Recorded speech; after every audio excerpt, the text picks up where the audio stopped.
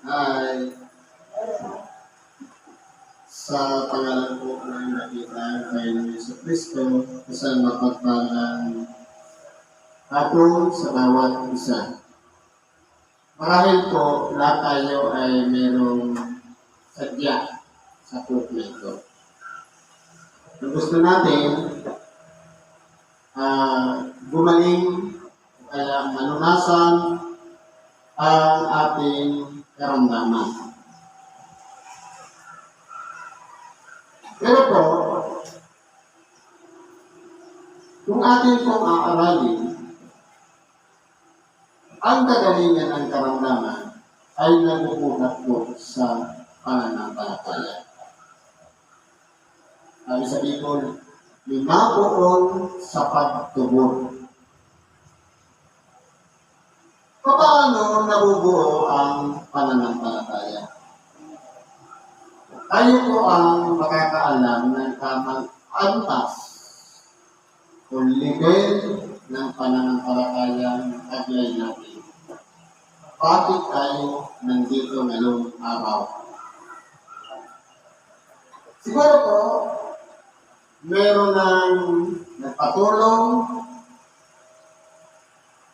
meron din proseso, umabot sa panalangin, nakinig ng Ebanghelyo, tapos nagpagamot, pag-uwi, merong ininom na halaman gamot, tapos gumaling na.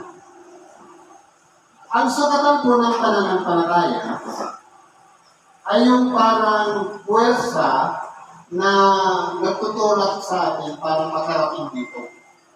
Ang tawag po dyan pananampalataya. Pero mapapansin po natin, itong pakikinig ng salita ng Diyos, ito po mas lalong pinapalakas ang pananampalataya. Nang sa ganun, hindi tayo magkaroon ng tinatawag na agam-agam o pagbabahagi ng ating pananampalataya. Sabi sa Bicol, dapat dahil magduwa-duwa, maging sarot sana ang pagtugod, mayong iba. Paungrahan na, papaungrahan na kita. Ano po sabi mo? Sabi ka, sa pagpapangadyi, kita ang nagkakarang ang Diyos ang parlamon. Sa pagpanadan man ng Ebanghelyo, ang Diyos man ang nagkakarang sa paamitan sa iyong mga sinugo na magkakarang dito sa iyong kita man po ang parlamon. Tananing damugon ang sa tuyang pamilya, dapat damugon tamang ang sa iyang mga kakaramon. Ano po? Yung po yan ang muyaning kamraman ang magpasakot kita sa sarili. Kung kita po nagkaiguan ng kamatian, kagabatan sa buhay, parte po yan, tanganing marunungan ka siya. Kung linaw kita sa pagpangadyi, asin sa pagsimba, bawat buwan ang kakakusok, pag nahihiro ang satuyang, sabi nga nila, ining satuyang hawak, nakakapagsabi kita, o nakapagkakabranay ng Diyos ko po, kabangan mo ako. So, hindi po? Pero kung halimbawa, makusog kita, perfect ang satuyang hawak, ayaw ni mati, inuunan kita sa pagsimba.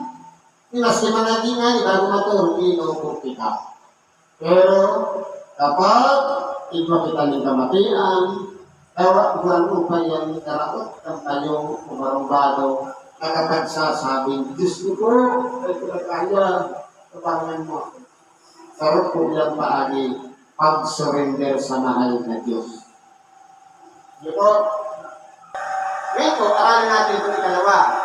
Sabi sa 1:15, 5:16, sabi dito, ako ang puno ng ubas. Kayo ang mga sanga ang nanatili sa akin at ako'y sa kanya siya'y manuunay ng marami sapagkat kung kayo'y hindi walay sa akin ay wala kayong magagawa. Totoo po. Kahit marami tayong trabaho, ay sabihin natin, magparaan tayo. Nakakagawa tayo ng makagenerate ng income. Mag-diskarte sa buhay, sabihin natin. Pag hindi kasama si Kristo, wala tayong magagawa. May income, may kaakibang na gastos. Yan po ang katotohanan. Kasi, halimbawa, nag-i-income ka naman ng paldo-paldo, tapos, ang lumalabas naman na pera, ang gastos naman sa sabihin, merong cancel. Naalala mo ba yung isang vlogger? Umiitam ng paldo-paldo, nakalimutan ng Diyos. Anong sakit niya? Hindi namatay. Cancel. Kasi natulungan niya ang Diyos. Kaya sa lahat ng oras na ginagawa natin na para tayo kumita, dapat kasama natin ang Diyos. Ano naman dapat natin gawin para makabalik tayo sa Kanya ng ating pinita? Tumulong tayo sa mga kapustalan. Maghimo. Mahabag tayo sa kanila. Meron pa dito. Hindi ka maghulog sa simbahan. Kasi po yan, hindi po yan nakikita ng tao, pero ang Diyos nakikita niya. Lalo na kapag ginagawa natin ng ibig. Yan ang sinasabing mag-inform ng kayamanan sa langit. Mabubuting gawa sa kapwa. Yan po ang importante.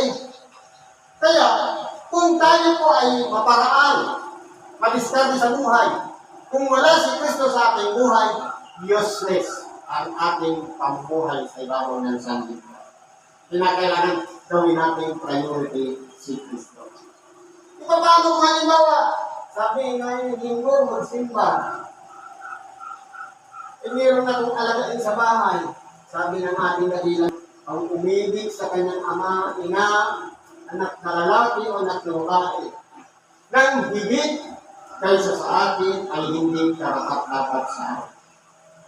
Ibig sabihin, gawin natin priority ang Diyos sa pamamagitan ng ating nakilang Panginoong Jesucristo, ang pamilya, pangalawa na lang. Dapat priority natin ang Diyos, pangalawa ang pamilya. Kung ang sino man ay hindi na nanatili sa akin, ay siya'y matatap ng katulad sa sanga at matutuyo at titipunin at ihahagis apoy at mga susunod. Kaya kinakailangan natin ng pananatili. Kasi kung halimbawa, palagay mo yung puno, tayo yung sanga, hindi siya makakabunga kapag disconnected, kapag putol. Anong mangyayari? Matutuyo siya kasi wala siyang mahimik na tubig mula doon sa puno. Siyempre, yes, yung pamumuhay pa rin natin. Wala man lang tayong nakitang o pinakitang ginawa na kabutihan sa kapwa. Kung kayo'y magsipanatili sa akin at ang mga salita ko'y magsipanatili sa inyo, ay hingin ninyo ang anumang inyong higit ay gagawin sa inyo. Ito po challenge. Meron tayong karamdaman. Ang sabi niya, kayo'y magsipanatili sa akin. Manatili tayo sa kanyang tinatawagan natin sa palagi. At yung salita niya naman nananatili sa atin. Kumaga, isinasa pamuhay natin yung kanyang ibanghilyo, yung aral na napapakinggan natin sa bawat araw ng pagsamba. Saka tayo humingi, anuman ang hingi natin, ipagkakaloob sa atin. Kasi meron akong pagsuko o pag-surrender sa Diyos. Kaya kung mapapansin po natin, bakit yung iba gumagaling ako hindi? Bakit yung iba mabilis? Kasi kung nasunod niya yung proseso,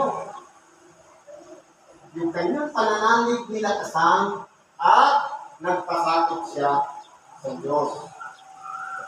Sa ganito, lumuluwalhati ang aking ama na kayo'y nagsisipagbunga ng marami. At gayon, kayo'y magiging aking mga alagad. Tatawagin tayong mga followers ni Kristo o alagad ni Kristo kung nagkakaroon ng magagandang bunga. Kaya halimbawa, salita ng Diyos, napakinggan natin, pagawin natin sa tahanan natin, isinir natin sa pamilya. At nabago natin yung kalakaran sa loob ng pamilya, kapilang tayo sa tatamagin niyan talaga. Kung paano iniibig ako ng Ama, ay gayon din naman iniibig ko kayo at magsipanatili kayo sa aking pag-ibig. Kung paano si Kristo iniibig ng Ama, anong klaseng pag-ibig ng Ama? Walang iba, hindi niya ipinagkait ang kanyang bugtong na anak. At ang pag-ibig naman ni Kristo sa atin, yung kanyang sarili, inihanda niya maging alay. Naipago sa cross dahil sa pag-ibig din niya sa atin. Yan ang tinatawag na wagas na pag-ibig. Pure na pag-ibig. Sapagkat walang pakunwari. Kundi tinanggap niya ang mga latay, nung tanggapin niya ang mga latay at sugat sa kanyang likuran, sa kanyang buong katawan. Yan po ay mga hapdi ng dinaramdam nating karamdaman. Sa makatuwid, kung yan ay tinanggap lahat ni Kristo, makakatulong naman siya sa mga nagkakaroon ng karamdaman. Ipibrigatan sa buhay. Kung tinutubatin niyo ang ating mga utos, kung tinutupad ninyo ang ating mga utos, ay magsipanahan kayo sa ating pag-ibig, gaya ng ating pagtupad sa mga utos ng ating Ama, at ako'y nananatili sa kanyang pag-ibig. Pero kung napapansin po natin, ang pagtupad sa utos ng Diyos, ang alam kasi natin, 10 utos. Pero 2 na lang po yan. Ibigin na ang Panginoon mong Diyos ng buong puso, lakas, kaluluwa at ibigin mo ang iyong kapwa katulad ng iyong sarili. Kasi 10 yan dati, yung unang 4 ginawang isa. Ibigin ang Diyos. Yung panghuli, mula doon sa igalan mo yung ama't ina, huwag kang papatay, huwag kang marunang iyong, huwag kang imbot, mga ganon. Ibigin mo ang iyong kapwa katulad ng iyong sarili. Pag-ibig pa rin, nabubuo sa isang salita. Ngayon, sa pamagitan po ng pagsunod sa kautusan nila, dapat po, palagi po yan matibay yung ipinagpakita natin sa ating kapwa. At ganoon din sa Diyos. Iniibig natin ang Diyos, pagdilag pa lang natin ang ating mga mata. Thank you, Lord. Pagpasalamat tayo sa Kanya. Paglabas natin ng tahanan, nakita agad natin yung walang tigil na, walang humpay na kasing talilibak sa atin. I-pray siya, pag-ibig yun sa kapwa. Huwag tayo maiinis o gagantik sa kanila. Ang mga bagay na ito ay sinalita ko sa inyo upang ang ating kagalakan ay mapasa inyo at upang ang inyong kagalakan ay malubos. Ito po yung importante sa atin. Palagi tayong magalak. Ang susi kasi ng pagiging isang mabuting bilang lang dito sa ibabaw ng sanlibutan. Palagi natin ilabas yung ating mga ngipin. Nakangiti. Kaaway man niya, kahit pa nakaligiran ng marites, isay na tayo sa kanila. Nakapagpapabata pa po yan. Palaging nakangiti. Yan ang susi ng pagiging isang mabuting tao. Hindi bibig na libak ng libak sa kapwa, nagbira sa kapwa, ito ang ating utos na kayo'y manag-ibigan sa isa't isa na gaya ng pag-ibig ko sa inyo. Yung sabi ng ating dakilang Panginoon, utos niya, manag-ibigan sa isa't isa. Ibig sabihin, pantay-pantay ang turing natin sa kapwa. Walang laman. Kahit kaaway, pakitaan natin ng pag-ibig. Kahit kaibigan, pakitaan natin ng pag-ibig. Dapat pantay lang po. Walang kailangang dakilang pag-ibig kaysa rito na ibigay ang isang tao kanyang buhay dahil sa kanyang mga kaibigan. Ginawa po yan ang ating dakilang Panginoon na ibinigay niya ang kanyang buhay alang-alang sa bawat isa sa atin na kinakailangan natin makilala yung kahalagahan ng kamatayan ni Kristo. Kaya po siya ipinato sa krus, tanda ng pag-ibig niya sa atin. Tanda ng pagpapahalaga niya sa bawat isa sa atin. Hindi ko na kayo tatawagin alipin, sapagkat hindi nalalaman ng alipin kung ano ang ginagawa ng kanyang Panginoon. Ngunit, tinatawag ko na kayong mga kaibigan sapagkat ang lahat ng nabaring narinig ko sa aking Ama ay ipinakikilala ko sa inyo. Kaya kung mapapansin po natin, ang turing po sa atin ng ating dakilang Panginoon, kaibigan na. Sapagkat, hindi niya na inilingit yung mga bagay na dapat malaman natin. Na walang iba, yung pagpapahalaga ni Kristo sa atin, ibinubuhos niya ng buo. Ilalagit na lang natin sa ating mga sarili na dapat sumampalataya tayo dun sa kanyang ginawang pag-aalay ng kanyang buhay. Yung pagtapako niya sa krus, ito pa yung importante. Kasi po, kaya po siya naparito sa ibabaw ng sanlibutan, hindi sa kanyang sarili, kung gaano ang kanyang sarili, kundi sinubo siya ng Ama, mabuhay bilang isang tao, lalang ng Espiritu Santo, ang kanyang dugo walang katumbas na halaga, na kinakailangan mamatay siya. Ipako siya sa krus. Nang sa ganun, tayo naman po ay tatanggap ng kapatawaran. Kaya kung halimbawa po, ang ating dakilang Panginoon, sabi nga niya kay Simon Pedro, ang anak ng tao ay nagalhin sa mga matatanda, pahihirapan at siya'y mababangon muli sa mga patay. Anong sabi ni Simon Pedro? Panginoon, hindi mangyayari yun sa iyo. Anong sabi ng ating dakilang Panginoon kay Simon Pedro? Lumagay ka sa likuran ng Satanas. Bakit? May plano kasi ang Ama na kinakailangan yung kanyang bugtong na anak ialay ang kanyang buhay. Pinipigilan ngayon ni Simon Pedro na hindi matupad. Ikinakailangan nangyari. Pero kung tutusin, tayo dapat yung pinahirapan dahil tayo yung nagkasala. Pero siya na malinis, inalay niya ang kanyang sarili para tapuhin natin ang pagpapatawad natin sa Kanya. Yan po yung importante. Kaya po kung halimbawa, nakasanayan natin, bata pa kasi tayo, meron na tayong natutunan. Palagay natin, meron tayong karamdaman. Bata pa, kulit dagat. Sabi, estudyante, kulit dagat, paaralan. May sakit, kulit dagat, hospital. Ang tanong, sa kabila ng pagkaroon natin ng sakit, bakit tayo nandito? Sapagkat, nalalaman natin na ang Diyos mismo ang magpapagaling ng ating karamdaman. Ano yung sabi kanina? Di ba may sinabi kanina?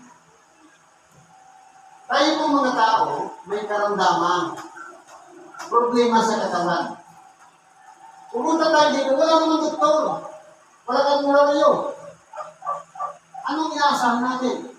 Pananalig lang sa Diyos. Gagaling ang ating karamdaman.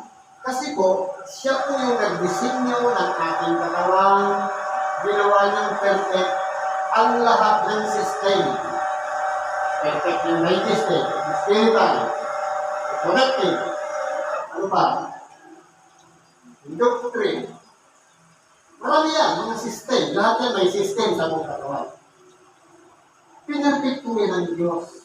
Sinira lang natin. Hindi tayo kumain ng tama. Alam na barado na yung mga ugat dahil sa cholesterol at asukal, kain pa rin ng aligi, kaya mga lamang dagat, anong nangyari? Barado na yung ugat. Kaya yan yung pinagmumula ng stroke. Kaya kung mapapansin mo natin, ano yung inaasahan natin ngayon dito? Walang iba, baguhin muna yung pagkatao. At susunod yan, pag nabago natin yung ating isipan, ating diwa, sa isip, babaguhin din ng Diyos itong kalagayan ng ating kalagayan. Kasi po si Kristo, maraming lumapit sa Kanya, nagsagaling. Kay Kristo po tayo malapit, hindi sa sino man nandito sa nalag na natin sa po. Kaya kinakailangan natin sumunod, magpasakot sa ating dakilang Panginoon. Ang turing niya na po sa atin, hindi na kaaway, hindi na ibang tao, hindi na alipin, kundi kaibigan. Sapagkat ipinakikilala niya na ang tunay na kahalaga ng bawat isa sa atin sa kanyang harapan. Sabi nito, hindi ko na kayo tatawagin mga alipin sapagkat hindi nalalaman ng alipin kung ano ang ginagawa ng kanyang Panginoon.